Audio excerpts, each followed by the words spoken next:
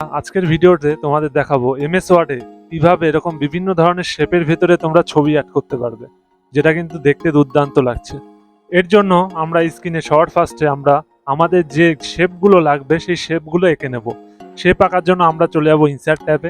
Insert tab থেকে shape বলে যে টুলসটা রয়েছে সেখানে ক্লিক করব এবং এখান থেকে আমি যা যা শেপ লাগবে সব পরপর টেনে নেব। যেমন আমি এই শেপগুলো কিন্তু আগে থেকে টেনে নিয়েছি। এরপর এখানে আমরা ছবি অ্যাড করার জন্য প্রত্যেকটা শেপকে আগে সিলেক্ট করব।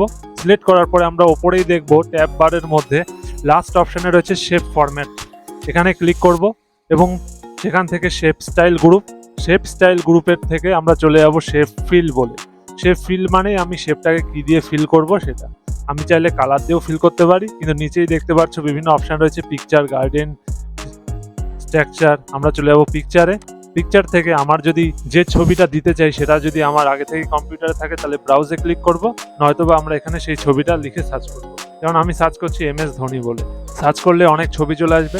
এখান থেকে আমি যে ছবিটা দিতে চাই সেই ছবিতে শুধুমাত্র ক্লিক করব। ক্লিক করে ইনসার্ট করলেই কিন্তু ছবিটা অটোমেটিক অ্যাড হয়ে যাবে।